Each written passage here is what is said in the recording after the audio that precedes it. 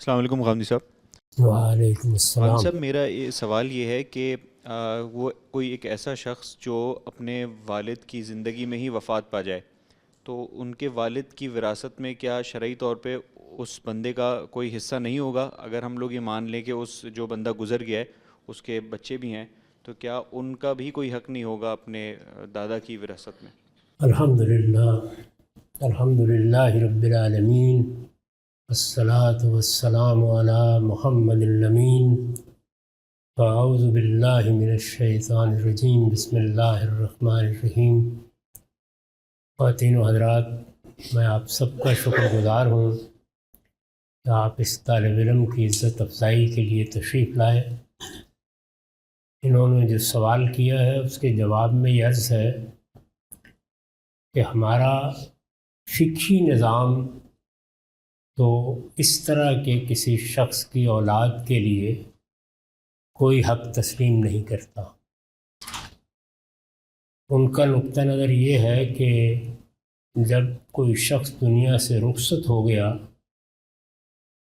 اب یہ دیکھا جائے گا کہ وہ جس کی وراثت تقسیم ہو رہی ہے اس کے مرنے کے وقت اگر موجود نہیں تھا تو بھائی بہنوں کے حصے میں اس کا کوئی حق اللہ تعالیٰ نے بیان نہیں فرمایا۔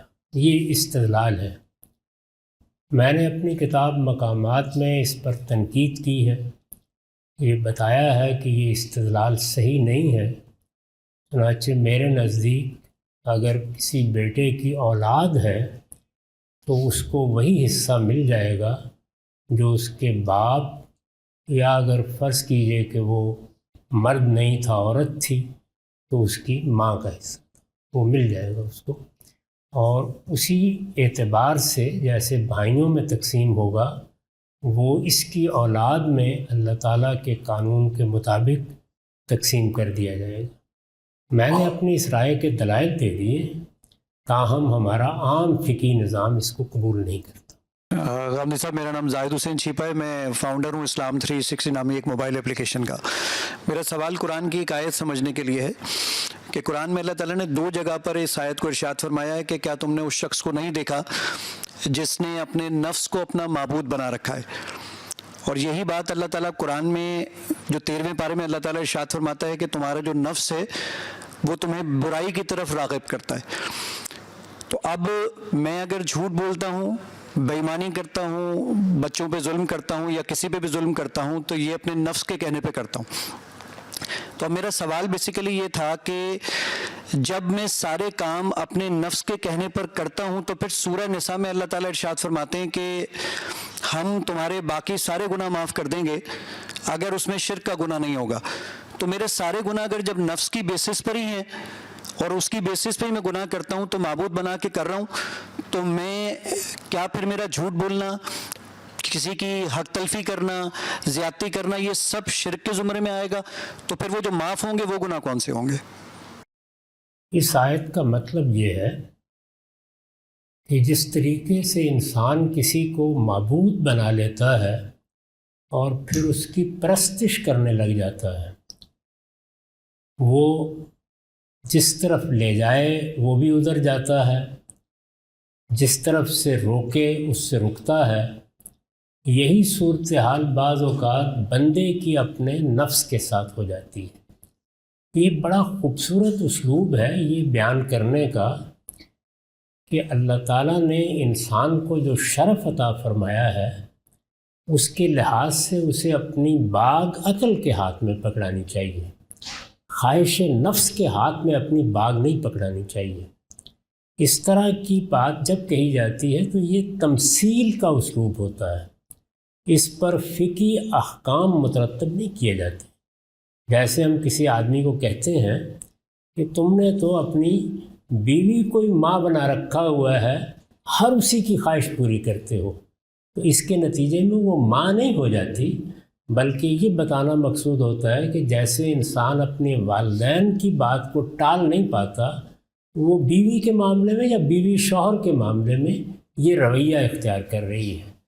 شرک جس کو اللہ تعالیٰ نے سورہ نساء میں اور ایک دوسری جگہ بھی اسی طرح بیان کیا ہے جیسے آپ نے فرمایا وہ قرآن مجید کی اصطلاح میں جس کو شرک کہتے ہیں وہ شرک ہے۔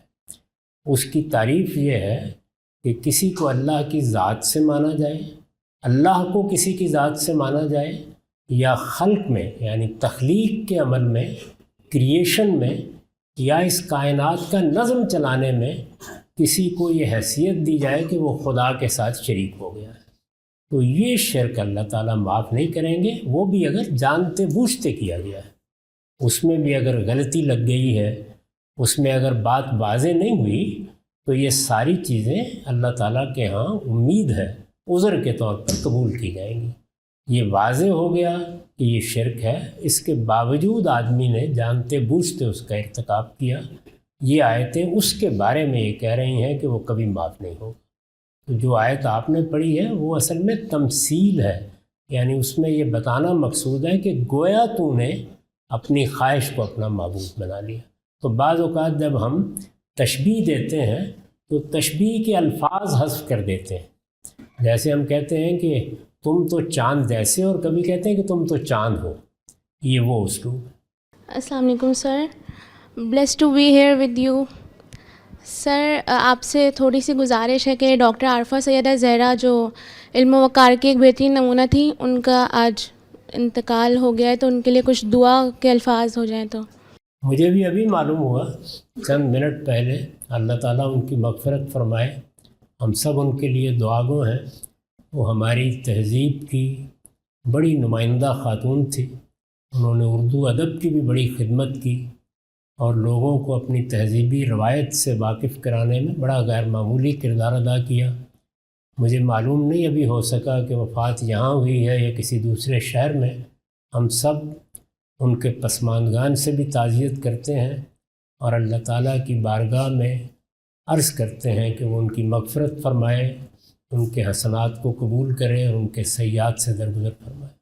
میزان میں لکھا ہے کہ قرآن ہی ہمارے لیے معیار ہے اور میزان ہے، تو اس سے میرے ذہن میں یہ سوال آیا کہ قرآن عربی میں ہے اور ایک عام آدمی جو عربی سمجھ نہیں سکتا ہے، وہ آپ کی رائے ہو یا کسی دوسرے عالم کی رائے ہو، جب اسے معیار کا ہی پتہ نہیں ہوگا تو وہ صحیح و غلط کا فیصلہ کس طرح کرے گا، خاص کر قرآن کی آیات کے بارے میں۔ پھر اس سے ایک چیز یہ بھی ذہن میں آئی کہ کیونکہ جن معنی کا ابلاغ اللہ تعالیٰ نے اپنے الفاظ سے کیا ہوا ہے، جب دوسرا کوئی انہی معنی کا ابلاغ کرتا ہے اپنے الفاظ میں، تو کیا وہ الفاظ کفایت کر سکتے ہیں؟ کیونکہ اللہ تعالیٰ نے پہلے ہی معنی کے ابلاغ کے لیے الفاظ استعمال کر دیے ہیں جو محکم ہیں، تو اس طرح عام آدمی کس طرح سر فیصلہ کر سکتا ہے؟ اور یہ کہ محکم الفاظ جب اللہ تعالیٰ کے الفاظ موجود ہیں، پھر کیوں انسانوں نے بھی لکھا ہوا ہے تفسیر کے نام پہ، وہ بھی یہی دعویٰ کرتے ہیں کہ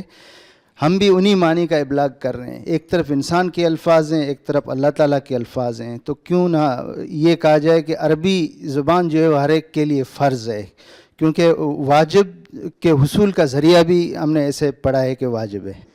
بہت شکریہ سر۔ اللہ تعالیٰ اگر مسلمانوں کو توفیق دیتا تو وہ اس کا اہتمام کرتے۔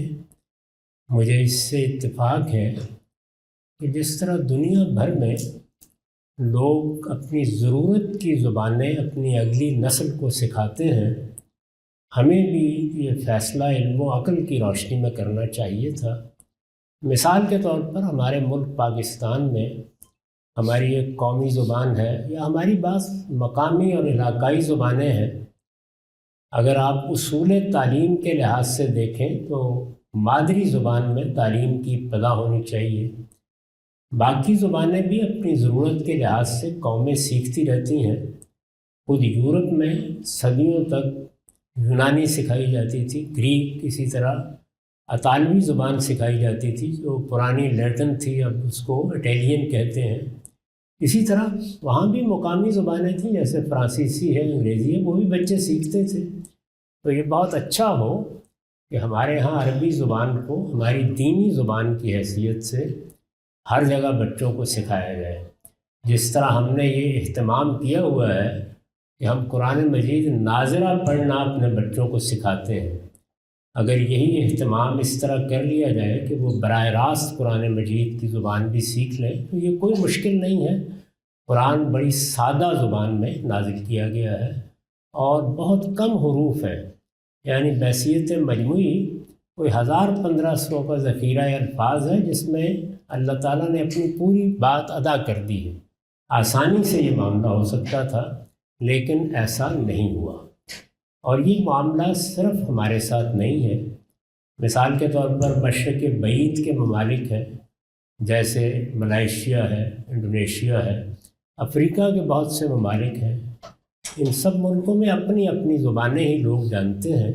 عربی زبان کو سکھانے کا یہ اہتمام کوئی 1 2 4 نہیں، اب کروڑوں لوگوں کے معاملے میں نہیں کیا جا سکتا۔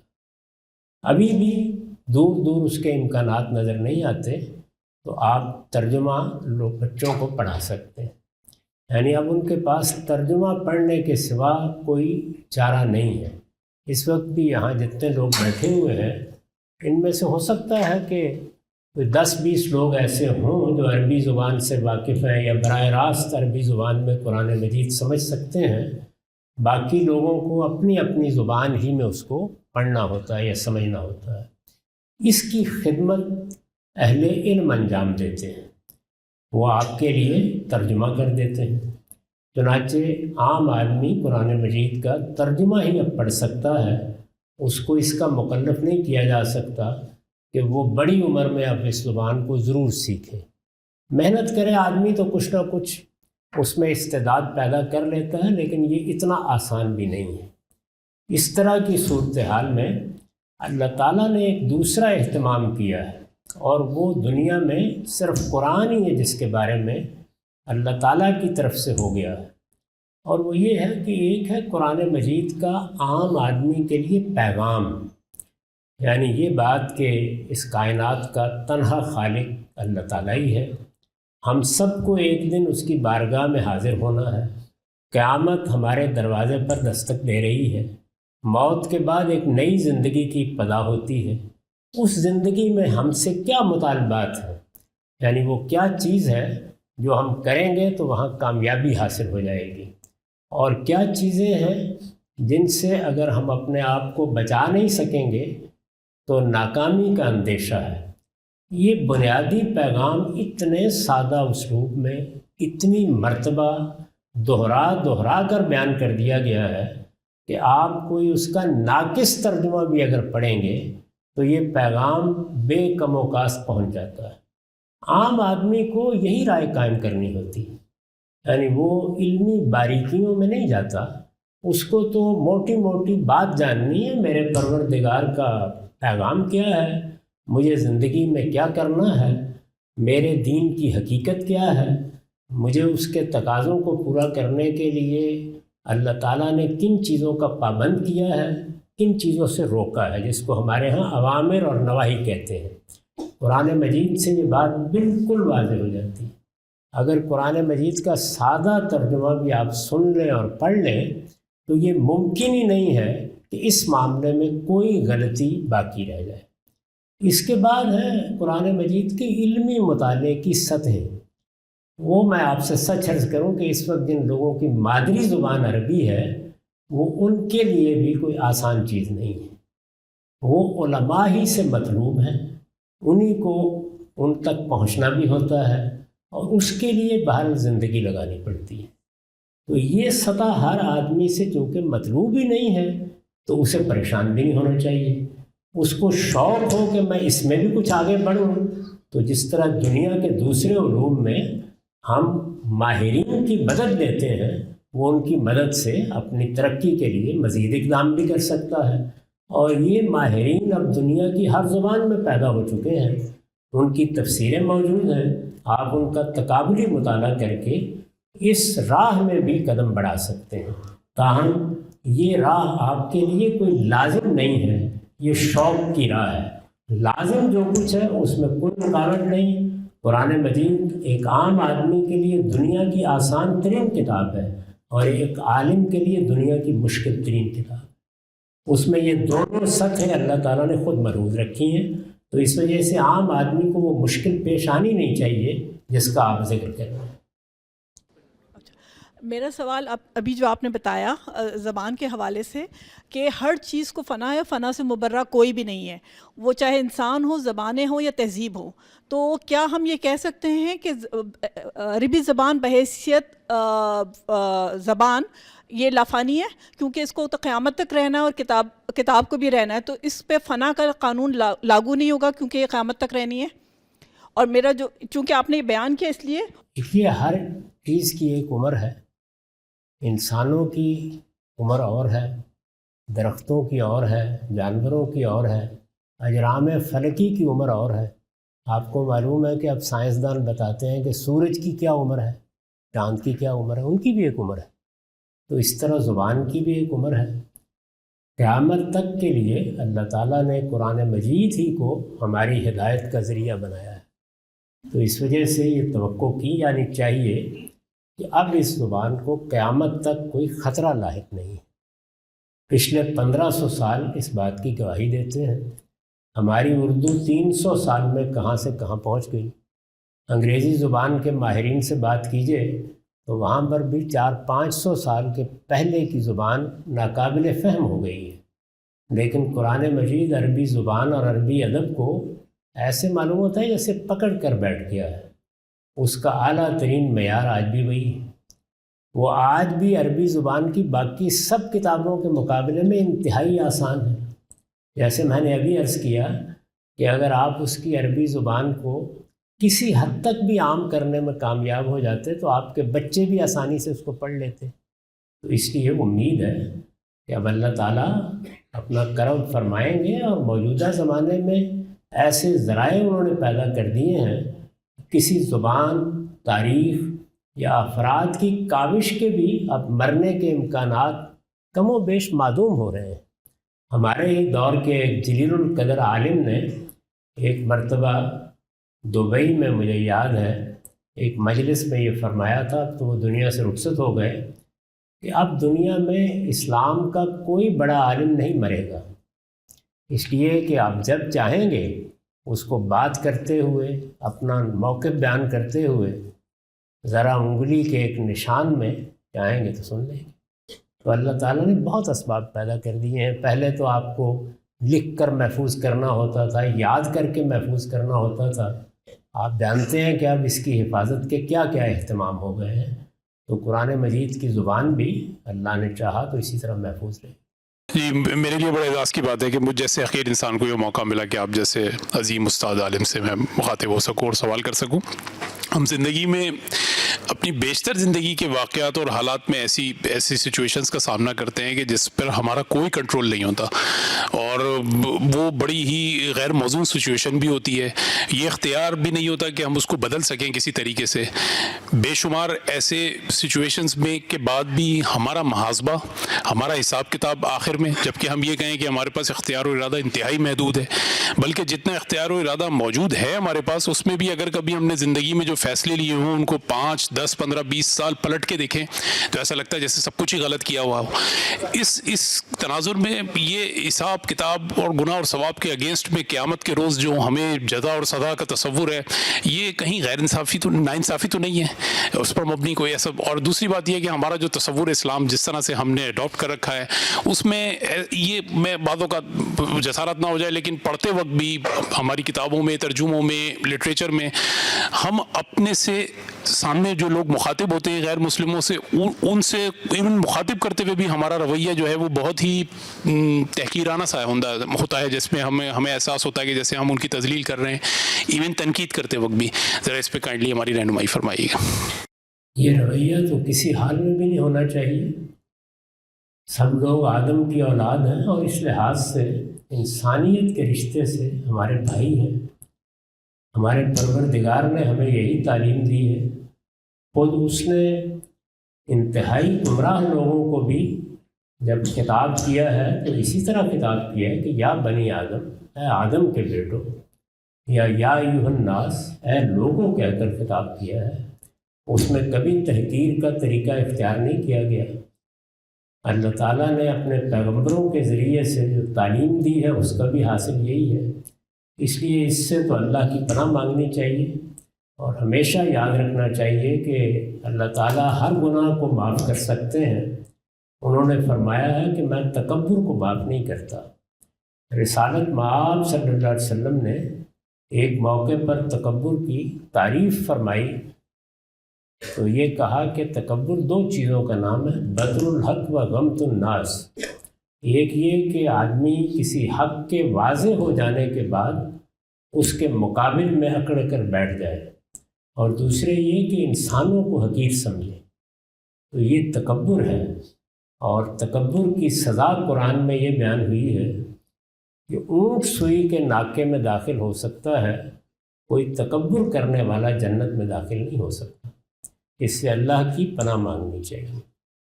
رہی بات اختیار کی تو اطمینان رکھیے، جس اختیار کا ہم شعور رکھتے ہیں ہم اسی کے لیے جواب دیں، اور یہ شعور کسی انسان پر مشتبہ نہیں ہوتا.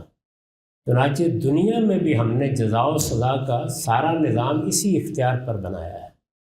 جس طرح ہم یہاں اس اختیار سے واقف ہیں، اسی طرح ہم اللہ کی بارگاہ میں بھی جواب دیں. جتنا اختیار ہے، جس درجے میں ہے، اس میں اللہ امتحان کر رہا ہے. ہمارے اختیار کا وہ دائرہ جس میں امتحان ہو رہا ہے وہ تزکیے کا دائرہ ہے. یعنی اللہ تعالیٰ نے یہ فرمایا ہے کہ تم دنیا میں جو کر رہے ہو، جس طرح کے بھی اقدامات کرتے ہو، جو عمل اختیار کرتے ہو، جو رائے دیتے ہو، ان سب میں میرا مطالبہ، یعنی باقی دنیا میں تو بہت سی چیزیں ہیں جو ہمیں ملحوظ رکھنا ہوتی ہیں. اللہ تعالیٰ فرماتے ہیں میرا مطالبہ کیا ہے؟ پاکیزگی. اس کا میں نے تمہیں شعور دیا ہے، اور یہ پاکیزگی اگر میری جنت میں داخل ہونا چاہتے ہو تو میرا اولین بھی اور آخرین مطالبہ بھی ہے. قد افلح من زکاہا وقد خاب من دساہا. جس نے پاکیزگی اختیار کر لی وہ فلاح پا گیا، جس نے اپنے نفس کو آلودہ کیا اس نے اپنے آپ کو برباد کر لیا. تو ہمارا امتحان اور ہماری جواب دہی صرف اس دائرے میں ہے. اور اگر آپ غور کر کے دیکھیں گے تو اس کا اللہ تعالیٰ نے غیر معمولی شعور انسان کو دیا ہے. جن چیزوں میں آپ بے بس محسوس کرتے ہیں، جن فیصلوں میں آپ کا اختیار نہیں ہوتا، ان کے لیے دنیا میں نتائج نکلتے ہیں. اللہ تعالیٰ کے ہاں شعوری احساس کی بنیاد پر جواب دہی ہوگی، اور اس شعوری احساس میں ہم جس طرح دنیا میں فیصلے کرتے ہیں بالکل اسی طرح سے اللہ تعالیٰ بھی پورے انصاف کے ساتھ فیصلہ فرمائیں گے. اور 3 ہی چیزیں ہیں جو وہاں پوچھی جائیں گی: بدن کی پاکیزگی یا تزکیہ، عربی میں تزکیہ کہتے ہیں، اردو میں پاکیزگی پیوریفیکیشن، بدن کی پرونوش کھانے پینے کی، اور اخلاق کی، سب سے بڑھ کر اخلاق کی. اس میں کسی انسان کو کبھی ادنا فریب بھی نہیں حاصل. وہ ٹھیک فیصلے کرتا ہے اور اس کا پورا شعور رکھتا ہے. اس میں دنیا کے حالات کبھی اثر انداز نہیں ہوتے. آپ غور کر کے دیکھ لیجئے، یہ وہ چیز ہے جس کے لیے ہم جواب دہ ہیں، اور اس کا شعور بھی اللہ تعالیٰ نے کمال پاکیزگی کے ساتھ عطا فرما دیا. جو آپ نے تکبر کی بات کی ہے، میرا تھوڑا سا ایکسپیرینس یہ ہے کہ تکبر، مجھے تو خوش فہمی یہی رہی کہ مجھے نہیں ہے تکبر، لیکن کئی دفعہ ہوتا ہے کہ آپ کو فلیش بیک آتا ہے، کوئی پرانا ٹائم آپ کو یاد آتا ہے اور آپ کو لگتا ہے کہ آپ نے تکبر کیا تھا. سو یہ آئی تھنک یہ ایک ایولیوشنری پروسیس ہے شاید، جس میں آپ کی اویئرنیس، سیلف اویئرنیس بڑھتی ہے. تو میں آپ سے یہ جاننا چاہتی ہوں کہ کیا کوئی ایسی پریکٹسز ہیں جو ہم کر سکتے ہیں جس سے ہم زیادہ اس بارے میں اویئر ہو سکیں؟ ایسے تمام معاملات میں ہر روز اپنا احتساب کرتے رہنا چاہیے. جب بہت دیر بعد ہم پیچھے پلٹ کے دیکھتے ہیں تو بعض اوقات غلط رائے قائم کرتے ہیں. آج میں نے کیا کیا ہے، کیا حالات درپیش تھے، کون سا معاملہ تھا جہاں میں نے اللہ تعالیٰ کے حدود کی پاسداری نہیں کی. یہ بڑا آسان ہوتا ہے کیونکہ قریب میں وہ صورتحال گزری ہوتی ہے. تو روزانہ جب آپ بستر پر جائیں تو ایک نظر اپنے 10-12 گھنٹوں کے معاملات پر ڈال کے ضرور دیکھ لیا کریں. یہ خود احتسابی ہوتی رہے تو آدمی کو توبہ کی توفیق حاصل رہتی ہے. یہ ہو سکتا ہے کہ کوئی تکبر کی بات ہو گئی ہو، کسی کی غیبت ہو گئی ہو، کسی کی برائی آپ نے غلط جگہ پر بیان کر دی ہو. ایسے تمام معاملات میں پھر بڑا موقع ہوتا ہے کہ آپ اس کی تلافی کر لیں، اس سے توبہ کر لیں، رجوع کر لیں. اس سے دونوں فائدے ہوتے ہیں. اللہ تعالیٰ نے وعدہ کیا ہے کہ اگر فوراً رجوع کیا جائے تو وہ گناہ کو لازماً معاف کر دیتا ہے. اور دوسرا فائدہ یہ ہوتا ہے کہ جب آپ روزانہ اپنا احتساب کرتے رہتے ہیں تو نفس انسانی ایک سجیشن کی طرح اس کو قبول کرنا شروع کر دیتا ہے. اور کچھ دیر کے بعد جیسے آپ کوئی مشروب پئیں اور بعض اوقات اس کی لت لگ جاتی ہے تو آپ نیکی کے بھی عادی ہو جاتے ہیں، اور آہستہ آہستہ نفس میں اضمحلال کم ہونا شروع ہو جاتا ہے. اس کو اپنے روزمرہ کا معمول بنا لینا چاہیے کہ میں اپنے اعمال پر، اپنے افعال پر سونے سے پہلے ضرور ایک نظر ڈالوں گا. میں آپ کو اطمینان دلاتا ہوں کہ پھر کبھی اس طرح آپ کو پچھتاوا لاحق نہیں ہوگا. السلام علیکم غامدی صاحب، میرا سوال آپ سے سفرنگ کے حوالے سے ہے کہ اس دنیا میں اتنی سفرنگ کیوں ہے؟ اگر خدا آپ کا امتحان لے رہا ہے تو اس دنیا میں جو بہت چھوٹے بچے، پیٹس یا پھر جانور موجود ہیں جو کہ بہت بیسک چیزیں بھی کمپریہینڈ نہیں کر سکتے ہیں، تو ان کا امتحان لینا یہ کس طرح سے جسٹیفائڈ ہوگا؟ جیسے کہ ابھی لاہور میں ایک پیٹ مارکیٹ کو ڈیمولش کیا گیا. یا پھر اگر یہ اس طرح سے ہے کہ ابھی آپ کا امتحان لیا جا رہا ہے لیکن آپ کو آخرت میں اس کی جزا دی جائے گی، تو یہ تو اس طرح سے ہو گیا کہ کیونکہ میرے پاس پاور ہے تو I'll beat you right now but I'll buy you a treat later. اور میرا آپ سے ایک اور سوال یہ ہے کہ اللہ تعالیٰ کا ایک نام ہے صمد، جس کا معنی ہے بے نیاز، لیکن قرآن پاک میں ایک آیت ہے جس کا ترجمہ یہ ہے کہ ہم نے جن و انس کو صرف اپنی عبادت کے لیے پیدا کیا. تو مجھے ایسا لگتا ہے کہ یہ دونوں چیزیں تھوڑی کانٹراڈکٹری ہیں، تو میں چاہوں گی کہ آپ اس سلسلے میں تھوڑی رہنمائی کریں. میری بہن، یہ فیصلہ تو خالق نے کیا ہے کہ وہ ہمیں یہاں کیوں بھیج رہا ہے. یہ بھی ہو سکتا تھا کہ وہ کوئی امتحان نہ لیتا، جیسے بہت سی مخلوقات اس سے بالاتر اس نے پیدا کر دی ہیں، ہمیں بھی پیدا کر دیتا. لیکن اس نے یہ کہا کہ میں ابدی زندگی دے رہا ہوں. یہ ابدی زندگی، ابدی کا محض لفظ ہم بول لیتے ہیں، ایٹرنل لائف. ذرا تصور کر کے دیکھیں وہ کیا چیز ہوگی. اس ابدی زندگی کے لیے یہ کوئی 50-100 سال کا امتحان ہے. اس ابتلا میں اس نے انسانوں کو بھی ڈال دیا ہے اور اپنی دوسری بہت سی مخلوقات کو بھی ڈال دیا ہے. جانوروں کے بارے میں ہمیں زیادہ معلومات نہیں ہیں، لیکن بعید نہیں کہ ان کے ساتھ بھی یہی معاملہ ہو رہا ہے. جنات کے بارے میں بحث ہو گئی، عربوں میں چونکہ کچھ توہمات تھے تو وہ زیر بحث آ گئے ہیں. قرآن مجید میں بتایا گیا ہے کہ ان کا بھی ایسے امتحان ہو رہا ہے. ان کے امتحان کے لیے بھی اللہ تعالیٰ نے ہدایت کا اہتمام کیا ہے. اس ہدایت کے لیے اپنے پیغمبر جس طرح ہماری طرف بھیجے ہیں ان کی طرف بھی بھیجے. ان کے لیے بھی جنت ہے، ان کے لیے بھی دوزخ. تو اس سے معلوم ہوا کہ صرف ہم نہیں، بعض دوسری مخلوقات بھی اسی ابتلا میں ڈال دی گئی ہیں. یہ فیصلہ اس پروردگار کا ہے، اب ہم اس کو تبدیل نہیں کر سکتے. ہمارا کوئی حق بھی اپنے خالق پر قائم نہیں ہوتا. اور اس نے اپنے بارے میں 2 باتیں بالکل واضح طریقے پہ کہہ دی ہیں. ایک یہ کہ میں خالق ہوں تو میں فعال لما یرید ہوں، جو چاہتا ہوں کرتا ہوں. اس کے ساتھ مزید تنبیہ کر دی ہے کہ لا یسأل عما یفعل، میں کسی کے سامنے جواب دہ بھی نہیں. تو اس لیے ہم عاجز بندوں کا کام یہ ہے کہ اس کی آزمائش کو سمجھیں. یہ آزمائش ہماگیر ہے. یہ ایسا نہیں ہے کہ صرف میری ہو رہی ہے، بعض اوقات میرے اوپر آنے والے ابتلا سے آپ کی ہو رہی ہے، اور آپ کے اوپر آنے والی مصیبت سے میری ہو رہی ہے.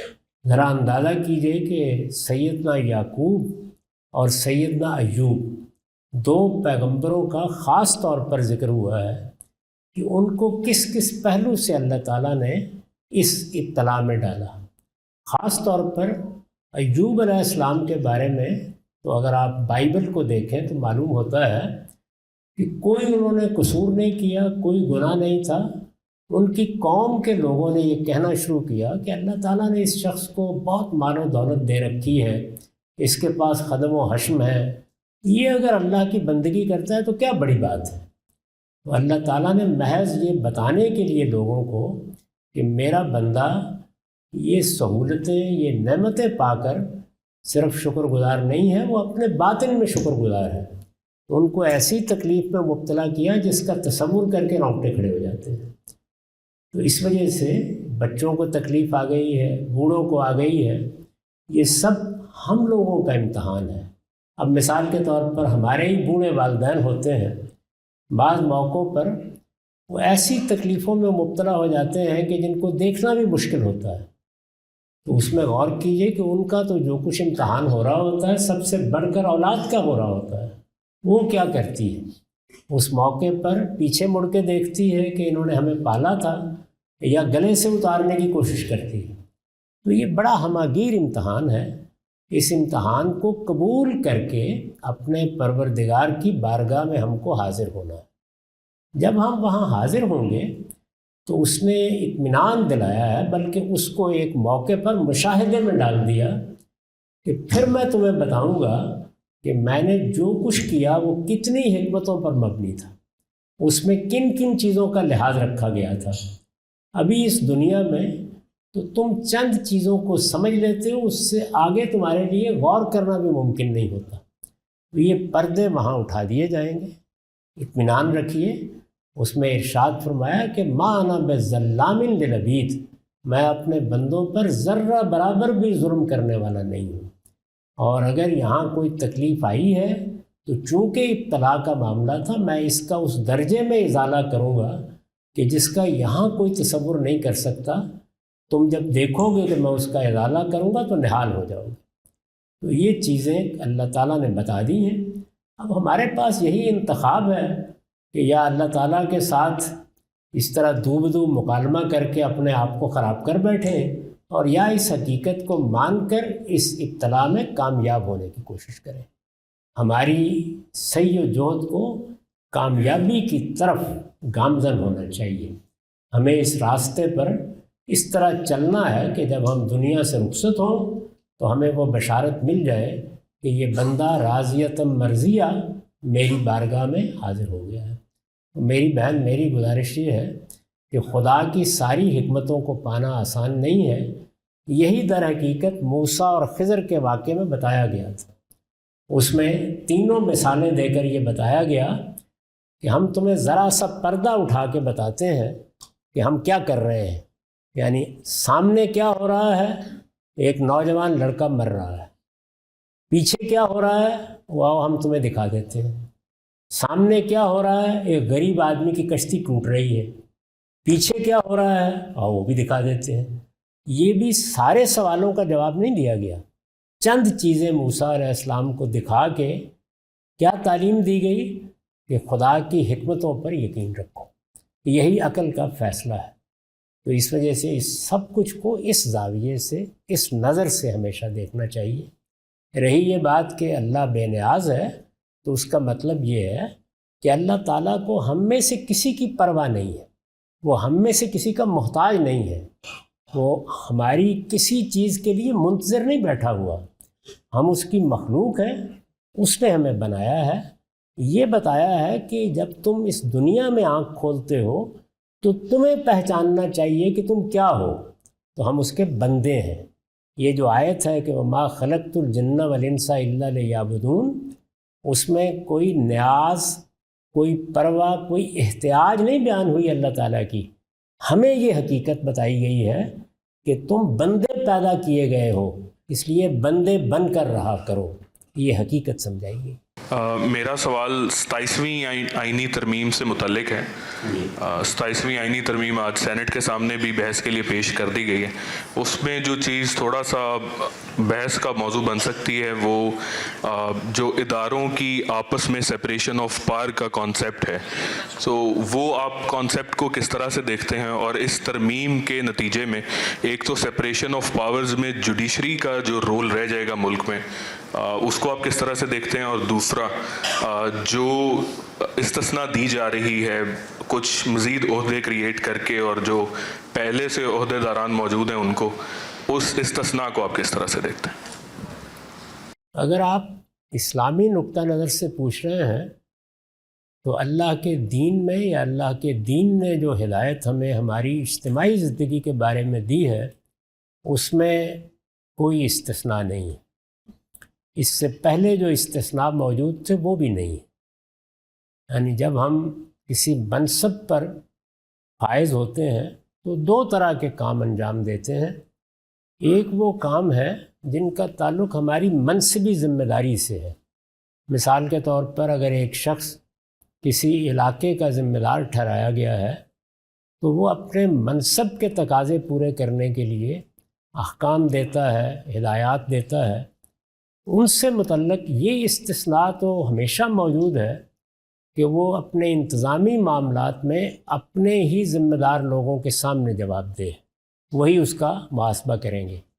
لیکن اخلاقی معاملات میں کوئی استثناء اس کو نہ اس موقع پر ہوتا ہے، نہ ہونا چاہیے، نہ اللہ تعالیٰ کے دین میں اس کی کوئی گنجائش.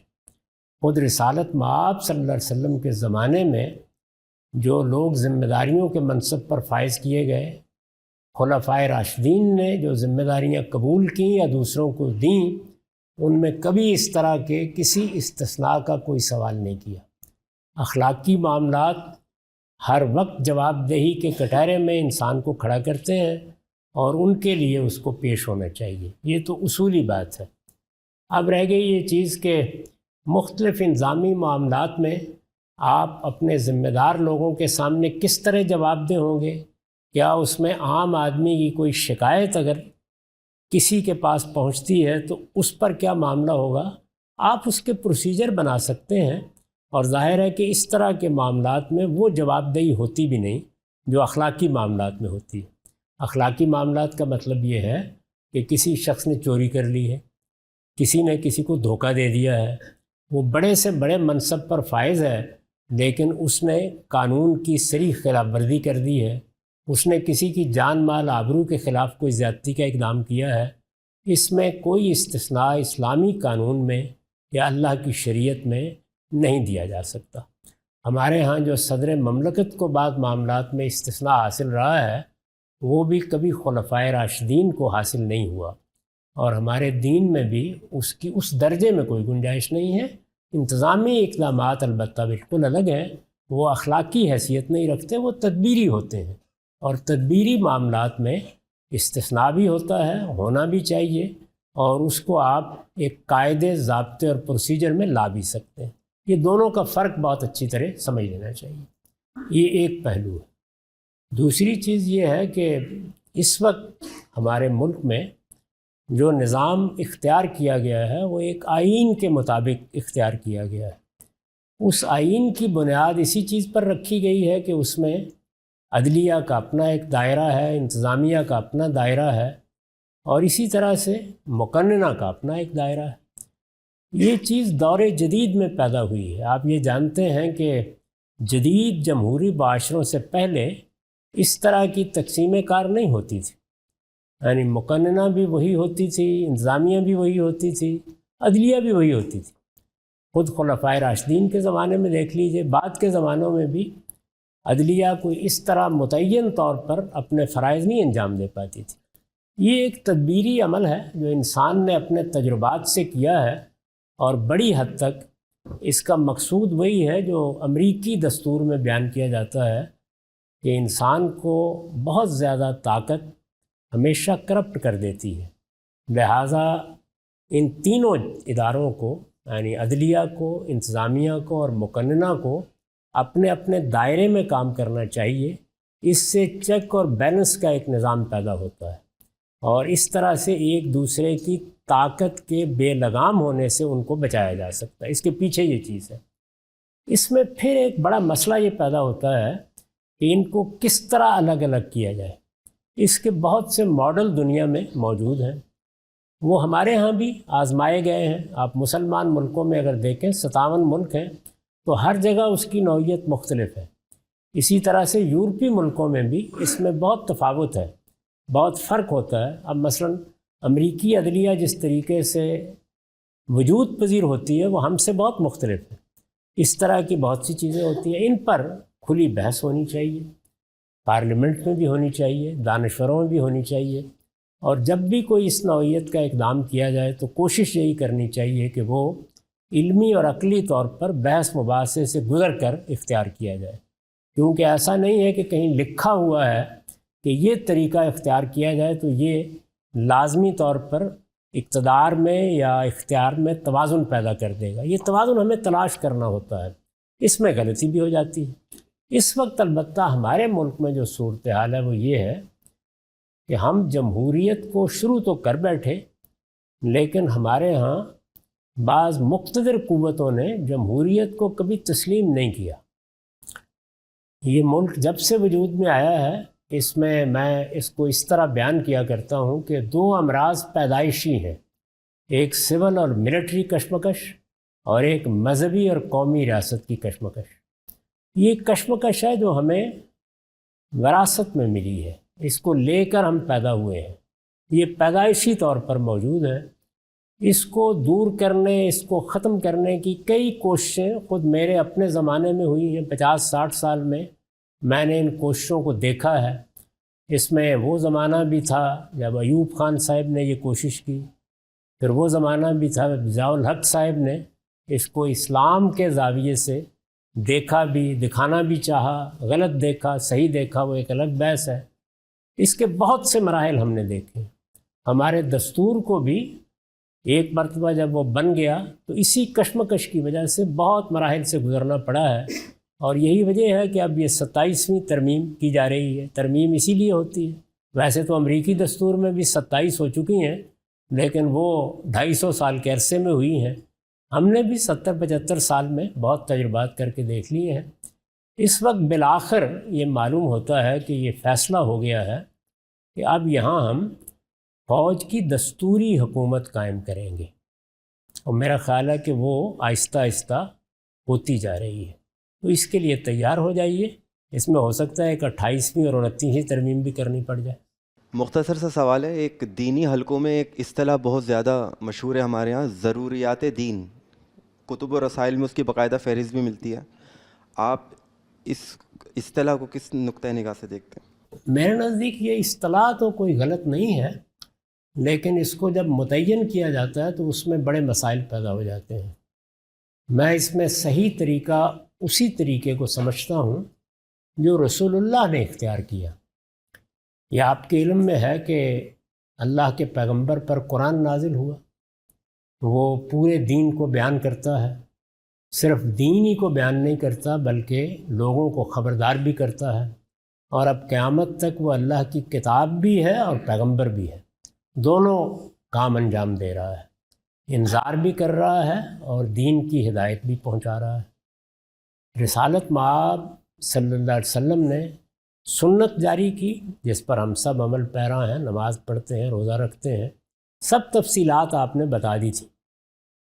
اس کے بعد اسی سوال کے جواب میں، یہ جو سوال آپ نے کیا ضروریات دین، رسالت مآب نے اپنی زندگی میں ایک مکالمہ کیا ہے۔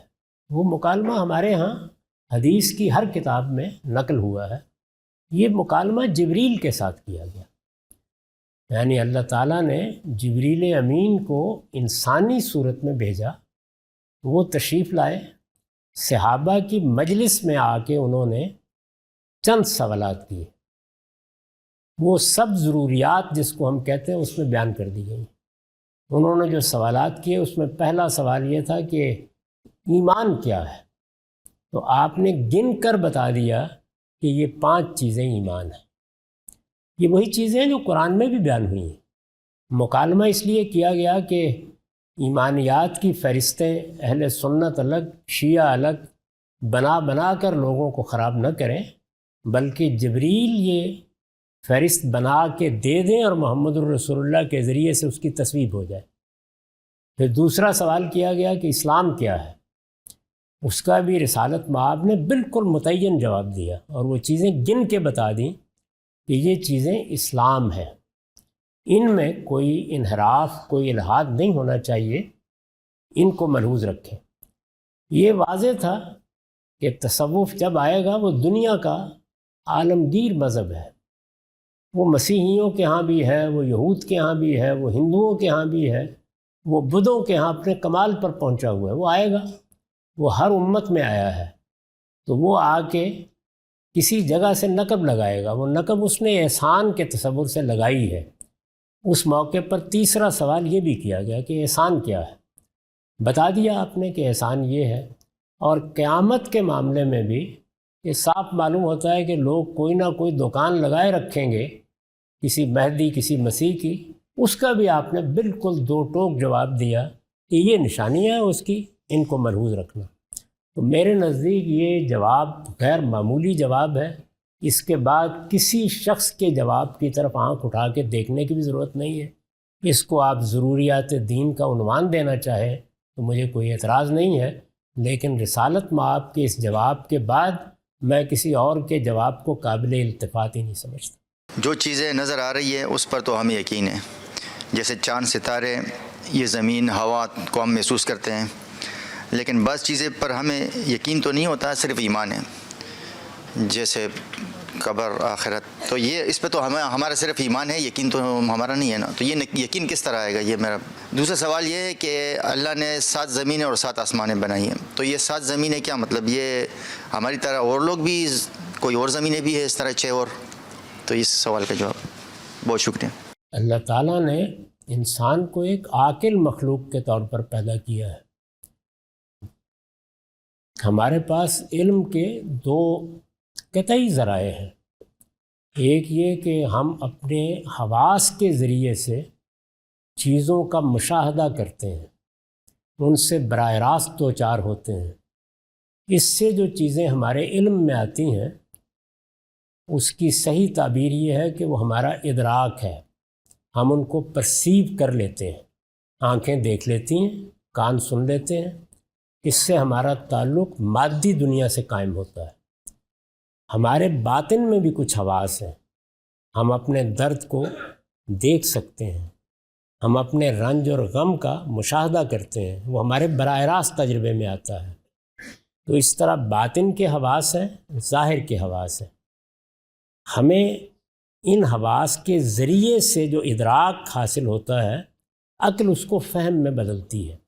یہ ہمارے علم کی بنیاد ہے، اسی کا آپ نے بھی ذکر کیا کہ ہم فلاں اور فلاں چیز کو دیکھ لیتے ہیں، تو صرف دیکھتے نہیں ہیں، سنتے بھی ہیں، ہم اس کا لمس بھی حاصل کرتے ہیں۔ غرض 5 حواس باہر ہیں، ایسے ہی ہمارے باطنی حواس ہیں۔ ان سے جو علم ہمیں حاصل ہوتا ہے، اس کے بعد ہمیں استدلال کر کے نامعلوم سے معلوم تک پہنچنے کی صلاحیت بھی دی گئی ہے۔ عقل جس طرح سے فہم اور ادراک حاصل کرتی ہے، اسی طرح سے استدلال کرتی ہے، ریزننگ کرتی ہے، اور ریزننگ کر کے وہ چیزیں جو مشاہدے میں نہیں آتی ان کا وجود پیدا کر دیتی ہے۔ اس میں 2 ایسی چیزیں ہیں جن کو جب آپ ان سے دوچار ہوں گے ماننے کے لیے مجبور ہیں۔ مثلا آپ کسی اثر کو دیکھ کر اپنے شعور کی ساخت سے مجبور ہیں کہ مؤثر کو مانیں، آپ کسی فعل کو دیکھ کر اپنے شعور کی ساخت سے مجبور ہیں کہ فاعل کو مانیں، آپ کسی فعل کی صفات کو دیکھ کر اپنے شعور کی ساخت سے مجبور ہیں کہ وہی صفات اس کے فاعل میں بھی قبول کریں۔ یہ لازمی علم ہے جو ہمیں عقل سے حاصل ہوتا ہے۔ یہاں تک ہمارے علم کے حدود ہیں۔ جن چیزوں کا آپ نے ذکر کیا، جیسے قبر میں کیا ہوگا، مرنے کے بعد کیا ہوگا، یہ ہمیں خبر سے معلوم ہوا ہے۔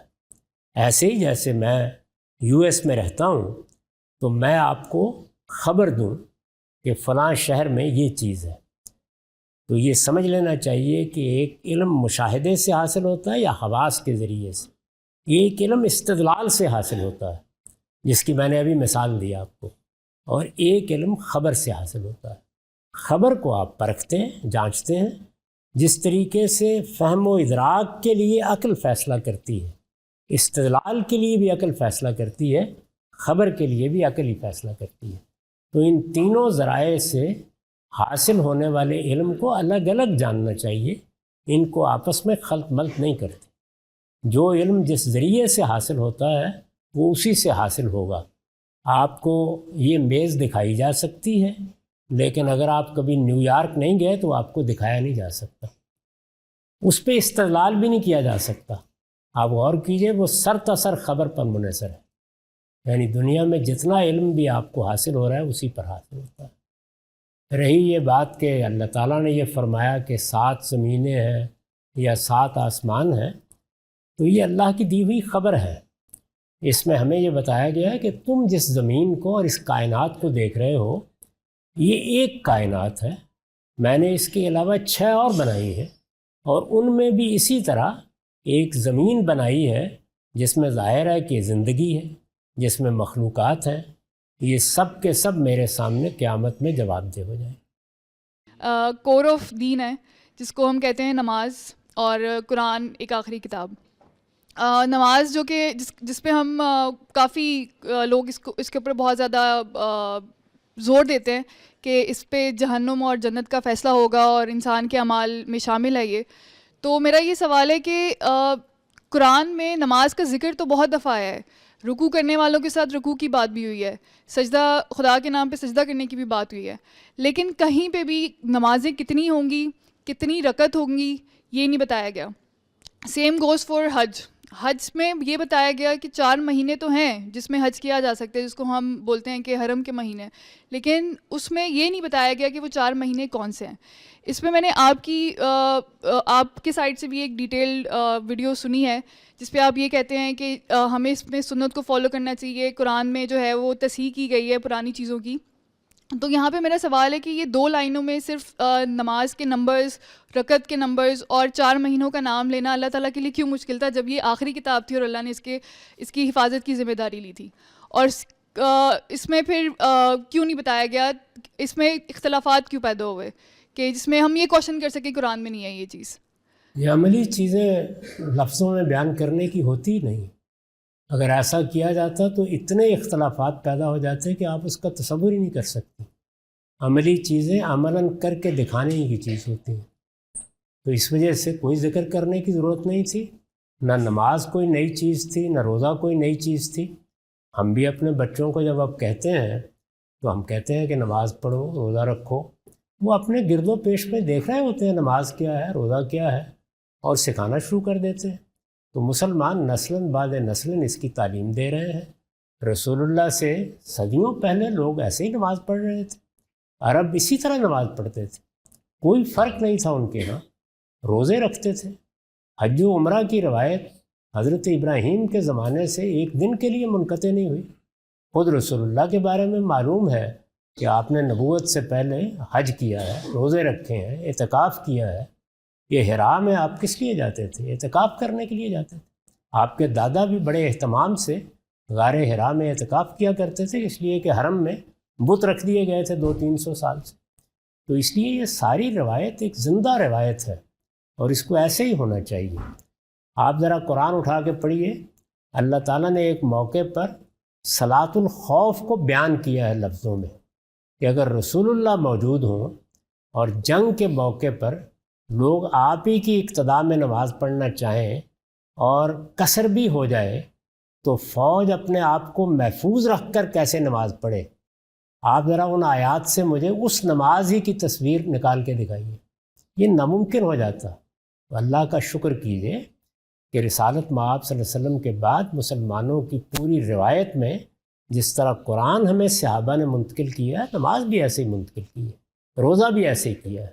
ابھی بھی ہم اپنی مسجد میں بچے کو لے جائیں، وہ 3-4 دن جائے گا، دیکھ لے گا نماز کیا چیز ہے، کیسے پڑھی جا رہی ہے۔ رمضان کا مہینہ آتا ہے تو کچھ بتانے کی ضرورت نہیں ہوتی، کوئی سوال ہوگا کر لیا جائے گا۔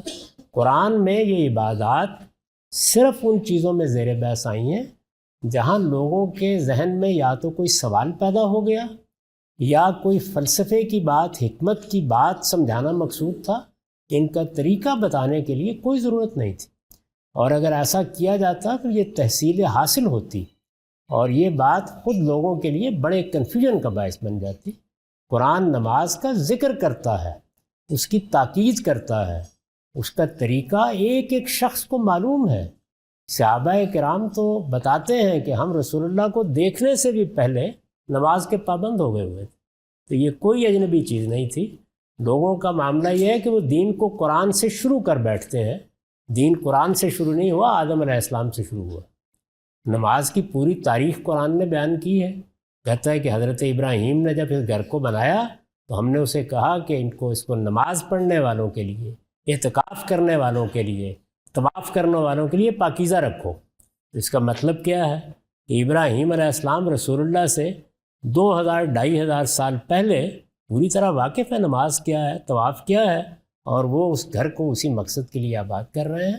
تو جو چیزیں کسی قوم کی اتنی بڑی روایت ہوں ان کو بار بار دہرانے کی ضرورت نہیں ہوتی، لفظوں میں ان کا بیان بڑے مسائل کا باعث بن جاتا ہے. اگر مذہب علم کے حصول اور اہمیت کی بات کرتا ہے تو فلسفہ بھی علمیات کی شاخ میں علم کی تعریف اور پیمانے کی بات کرتا ہے. اگر اخلاقیات کی بات مذہب کرتا ہے تو فلسفہ بھی اپنی شاخ اخلاقیات میں یہی بات کرتا ہے. اور اگر اسلامی تاریخ اور مذہب حکمرانی کے اصول بتاتے ہیں تو یہی چیز فلسفہ میں بھی ہے.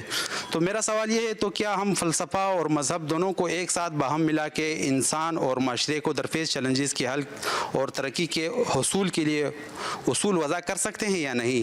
یا کیا مذہب اور فلسفہ کو کسی حد تک آپس میں ملایا جا سکتا ہے یا نہیں؟ اگر ان میں کوئی کلیش ہے یا نہیں؟ اگر کوئی ٹکراؤ ہے تو کیا اس کا حل ہم نکال سکتے ہیں یا نہیں؟ دونوں چیزیں الگ الگ مقاصد کے لیے ہیں. فلسفہ اس دنیا میں زندگی گزارنے کے لیے انسان کی عقل کا استعمال ہے. ہم اس دنیا میں انفرادی طور پر تو 50, 60, 100 سال کے لیے آتے ہیں، لیکن قومی حیثیت سے صدیوں تک بعض اوقات ایک نسل کے بعد دوسری نسل زندہ رہتی ہے. قوموں میں کسی کی زندگی 1000 سال ہوئی، کسی کی 2000 سال ہوئی، کسی کی اس سے بھی زیادہ یا کم ہوئی ہے. پھر بحیثیت مجموعی انسانیت کی زندگی تو اب لاکھوں سال پیچھے گزر چکے ہیں اور ہم نہیں جانتے کہ ابھی کتنے سال باقی ہیں. تو انسان فرد کی حیثیت سے، انسان قومی حیثیت سے اور عالم انسانیت، اس میں جینا ہے. اس میں ظاہر ہے کہ ہم ایجادات کریں گے، مادے کو سمجھیں گے، باہمی تعلقات کو سمجھیں گے، نفس انسانی کا مطالعہ کریں گے. اس میں ہم مادے کے ظہور اور قوت کے ظہور کے ایک ایک پہلو کا جائزہ لیں گے. ہمیں دنیا میں سہولتیں پیدا کرنی ہیں، اپنے لیے حالات بہتر بنانے ہیں. ہمیں سیاست، معیشت، معاشرت میں قوانین بنانا ہوتے ہیں. اس طرح پے در پے انسانی ضروریات بڑھتی جاتی ہیں، انہیں پورا کرنا ہوتا ہے. اس کے لیے فلسفہ اختیار کیا گیا تھا. فلسفے نے پھر مختلف علوم کو اپنے بطن سے جنم دیا ہے. یعنی اب اگر فلسفے کا لفظ آپ بولتے ہیں تو وہ ما بعد طبیعیات اور اخلاقیات، ایتھکس اور میٹا فزکس کے لیے رہ گیا ہے. باقی علوم انڈیپینڈنٹ ہو گئے. یوں سمجھیے کہ جو بچے پیدا کیے ہیں وہ اب اپنی ذات میں بڑے ہو گئے ہیں. عمرانیات ہے، سماجیات ہے، طبعیات ہے، یہ سب فلسفے کے بدن سے پیدا ہوئے ہیں. تو دنیوی زندگی، یہ 50, 60, 70 سال کی زندگی کیسے بہتر بنائی جائے، اس کے مسئلے کیسے حل کیے جائیں، اس میں زندگی کے مختلف شعبوں میں ترقی کیسے کی جائے، اس کے لیے یہ دنیوی علوم ہے. یہ فلسفے کے بطن سے، جیسے کہ میں نے عرض کیا، پیدا ہوئے ہیں اور اب دسیوں کی تعداد میں ہیں. آپ دیکھیے نفسیات اپنی جگہ ایک باقاعدہ علم بن چکا ہے. اس میں اب کئی نئی شاخیں نکل آئی ہیں. عمرانیات، سوشیالوجی، سب اسی طریقے سے انڈیپینڈنٹ علوم ہیں. ان کا دائرہ، ان کے استعمال کی جگہ یہ دنیا ہے. اگر کوئی قوم اس دنیا کے لیے جو ضروری علم ہے، اور وہ یہی علم ہے، اس کو استعمال نہیں کرتی، اس کو قابل التفات نہیں سمجھتی، تو وہ دنیا میں شکست کھا جائے گی، دنیا میں کامیاب نہیں ہو سکے گی. اس کے لیے ترقی کے مواقع ختم ہو جائیں گے اور وہ خائب و خاسر ہو کر رہ جائے گی. مذہب اس کے لیے آیا ہی نہیں. مذہب کا موضوع موت ہے. پیغمبر یہ خبر دینے کے لیے آئے ہیں کہ ایک دن اس دنیا کی زندگی کو ختم ہو جانا ہے. اس کے بعد کیا ہونے والا ہے؟ وہ بعد کی زندگی کی منادی کرتے ہیں. اسی لیے پیغمبروں کو نذیر کہا جاتا ہے، خبردار کر رہے ہیں. ان کو بشیر کہا جاتا ہے. وہ اس دنیا کے بعد یا موت کے بعد کی زندگی کی بشارت دے رہے ہیں۔ پیغمبر اس مقصد کے لیے آئے ہیں۔ دنیا میں کیا چیز کرنی ہے، دنیا میں کس چیز سے بہتری آئے گی، یہ نہ ان کا موضوع ہے، نہ ان سے اس کو پوچھنا چاہیے۔ چنانچہ وہ جو کچھ بیان کر رہے ہیں وہ اس زندگی میں کامیابی کے لیے بیان کر رہے ہیں۔ یعنی آپ نے یہاں زندگی بسر کرنی ہے، اپنی عقل کی روشنی میں بسر کیجیے۔ عقل کے استعمال سے فلسفہ پیدا ہوا اور فلسفے نے بہت سے علوم کو جنم دے دیا۔ اس دنیا میں یہی کرنا چاہیے، لیکن یہ ایک بڑا سوال ہے۔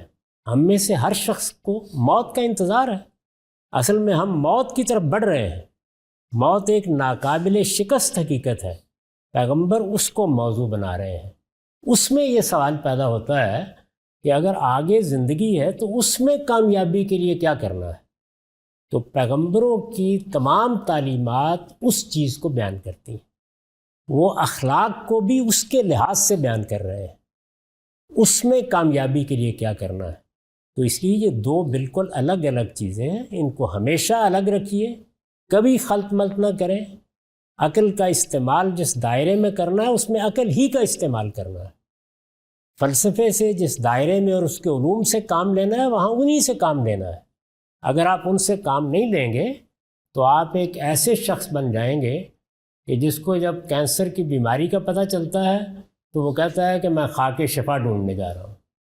نہیں، اس کے لیے اسی علم کی طرف رجوع کرنا ہوگا۔ تو دنیوی زندگی کے معاملات و مسائل کو حل کرنے کا علم عقل سے پھوٹا ہے، اور فلسفے کی صورت میں اس نے ابتدا کی ہے، اور اب دنیا میں 10 جو علوم میں تبدیل ہو چکا ہے، اور سائنس کی انکشافات بھی اسی سے ہوئے ہیں۔ اس کے لیے کسی مذہبی علم کی کوئی ضرورت نہیں ہے۔ اللہ نے بندے کو یہ سارا علم دے کر پیدا کیا ہے۔ مذہب کے لیے جس علم کی ضرورت ہے، مذہب جس مقصد سے آیا ہے، اس کا تعلق میری اور آپ کی موت سے ہے، اور موت کے بعد کی زندگی سے ہے۔ اس لیے ہمیشہ جو چیز جس جگہ ہے اس کو وہاں سے لینا چاہیے۔ ان دونوں چیزوں کو ملا کر ہم دونوں کے ساتھ زیادتی کرتے ہیں۔ دنیا کی زندگی کے معاملات قرآن سے ڈھونڈنے کی کوشش کرتے ہیں، اور آخرت کے معاملات کو دنیا کی زندگی میں خلط ملط کر کے بیٹھ جاتے ہیں۔ ان کو الگ الگ رکھیے۔ مذہب جو خدمت کرتا ہے وہ لازوال خدمت ہے۔ یعنی سوچئے ذرا تھوڑی دیر کے لیے کہ یہ تو 50-60 سال کی زندگی ہے، اور ذرا آدمی بڑھاپے کے قریب ہوتا ہے تو بےمانی ہو کے رہ جاتی ہے۔ کہ جو زندگی آپ کا استقبال کرنے والی ہے، بعد میں آنے والی ہے، جس زندگی میں موت کے فوراً بعد ہم داخل ہونے والے ہیں، اس سے بڑی چیز کیا ہے کہ اس کے لیے خدا نے اہتمام کیا کہ پیغمبروں کے ذریعے سے ہماری ہدایت کا بندوبست کر دیا۔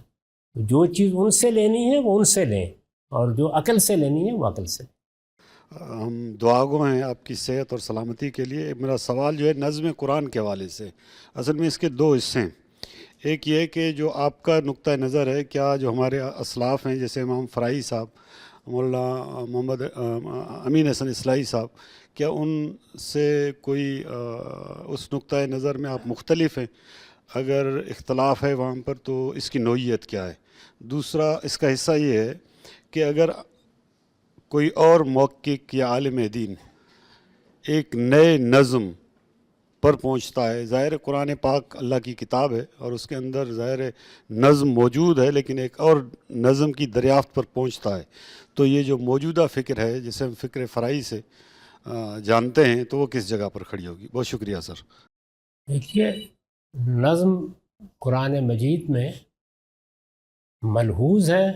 مسلمان ہمیشہ سے، مسلمانوں کے بڑے اہل علم ہمیشہ سے اس بات کے قائل رہے ہیں، اور اپنے اپنے طریقے سے یہ کوشش بھی کرتے رہے ہیں کہ اس کو دریافت کریں، اس میں مشکل کیا تھی اس کو سمجھ لیں۔ مشکل یہ ہے کہ ایک نظم ہوتا ہے جو نثر کی کتابوں میں ہم دیکھتے ہیں، اور ایک نظم وہ ہوتا ہے جو شاعری اور ادب میں ہے۔ مثال کے طور پر اگر آپ کو ادب کا ذوق ہے تو آپ اقبال کی 2 بڑی نظمیں کبھی پڑھیے، مسجد قرطبہ اور ذوق و شوق۔ دونوں میں بڑا ہی خوبصورت نظم ہے، لیکن وہ نہیں ہے جو تاریخ کی کتاب میں ہوتا ہے۔ تو ادب پارے میں کیا نظم ہوتا ہے اور کیسے ہوتا ہے، اس کو دریافت کرنے میں لوگوں کو بڑی غلطیاں لگیں۔ امام فراہی نے اس کو دریافت کر لیا، اور جب کوئی چیز دریافت ہو جاتی ہے تو یہ ایسے ہی ہے جیسے سائنس کے اکتشافات ہو گئے، اس کو پھر لوٹایا نہیں جا سکتا۔ چنانچہ وہ دریافت ہو گیا۔ اب دریافت ہو گیا تو پہلے مرحلے میں ایک چیز خام ہوتی ہے۔ یہ ایسے ہی ہے جیسے آپ اس کمرے میں داخل ہوئے، آپ نے دروازہ کھولا تو کمرہ دریافت ہو گیا، لیکن اس کی تفصیلات کے تعین میں وقت لگے گا۔ میز کہاں پڑی ہوئی ہے، کرسی کہاں پڑی ہوئی ہے، ترتیب کیا ہے، یہ روشنیاں کہاں کہاں ہیں، اس میں وقت لگے گا۔ وہ وقت لگا ہے اور اب بڑی حد تک ہم نے اس کو ایک متعین شکل دے دی ہے۔ اصول میں امام فراہی نے جس جگہ سے اس کو دریافت کیا ہے ابھی تک ہم کوئی اختلاف اس سے نہیں کر سکے۔ وہ جس طریقے سے ہے وہ بھی بالکل متعین ہے، اسی طریقے سے ہے، لیکن وہی میں نے عرض کیا کہ پھر اس کی تفصیلات میں جب آپ جاتے ہیں تو وہاں پر ظاہر ہے کہ نئی چیزیں نہیں دریافت ہو رہی ہوتی، وہ چیزیں جو پہلے اجمال میں ہیں وہ تفصیل میں بدلتی چلی جاتی ہیں، وہ بڑی حد تک بدل گئی ہیں۔ اس وقت کی صورتحال یہ ہے۔ باقی رہی یہ بات کہ کوئی اور اللہ کا بندہ پیدا ہو اور قرآن کا کوئی اور راز منکشف کر دے تو ظاہر ہے کہ اس کے یعنی توقع سے انکار نہیں کیا جا سکتا۔ ہم بھی عاجز انسان ہیں، آنے والا بھی کوئی آدمی ہی ہوگا۔ اگر کوئی چیز دریافت ہو جاتی ہے اور ہمیں موقع ملتا ہے کہ ہم اس کی تصدیق یا تردید کریں تو ہم بھی دعا کرتے ہیں کہ اللہ تعالی ہمیں ہر تعصب سے بچائے اور ہم اس کا استقبال کریں، اور آنے والوں کے لیے بھی یہی کہتے ہیں۔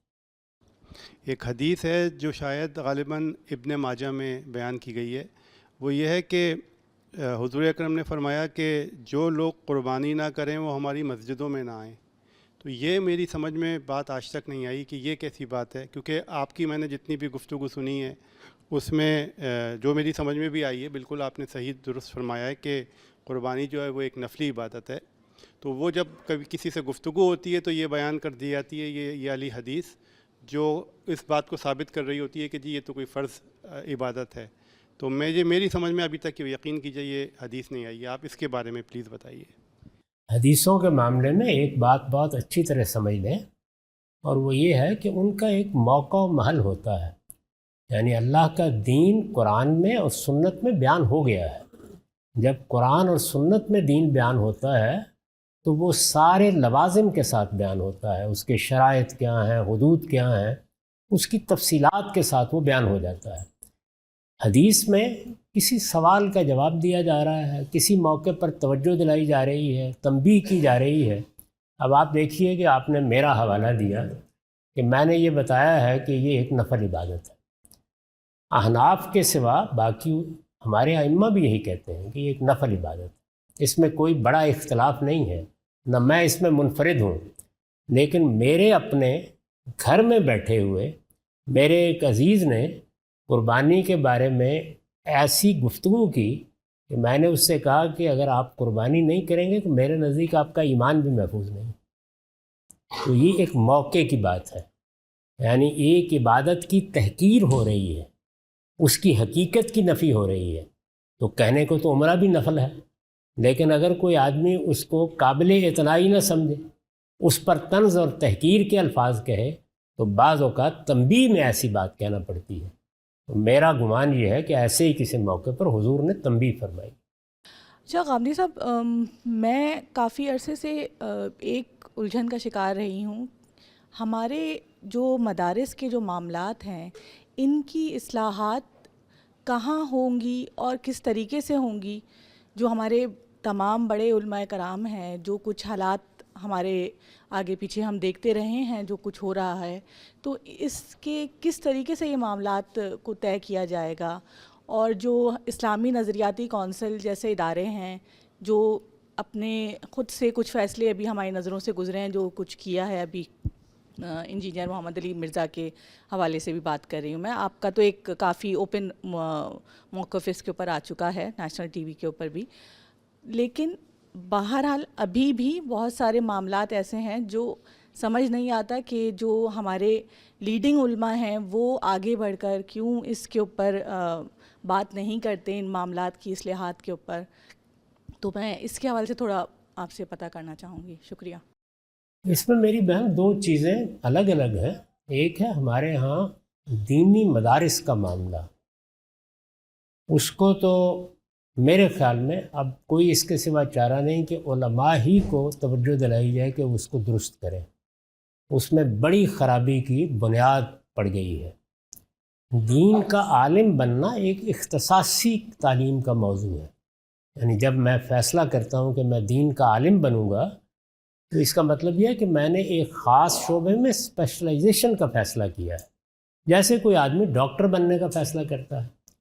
تو ہمارے دینی مدارس نے اختصاصی تعلیم کو عام تعلیم کے ساتھ خلط ملط کر دیا.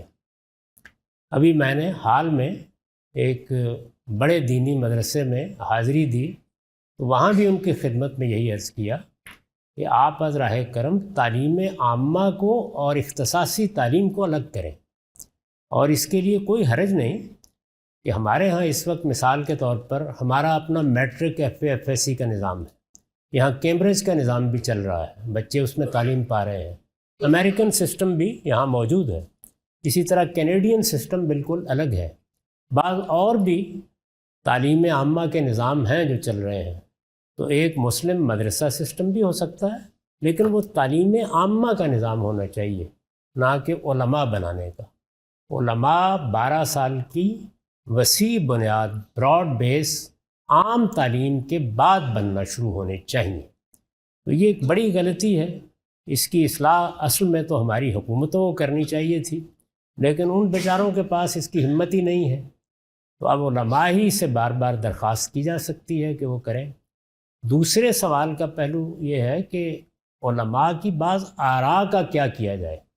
مثلا ہمارے ہاں جس طرح سے توہین رسالت کا قانون بنا ہے، تکفیر کے قانون بنے ہیں، میں پہلے دن سے یہ کہہ رہا ہوں کہ وہ انتہائی غلط بنے ہیں.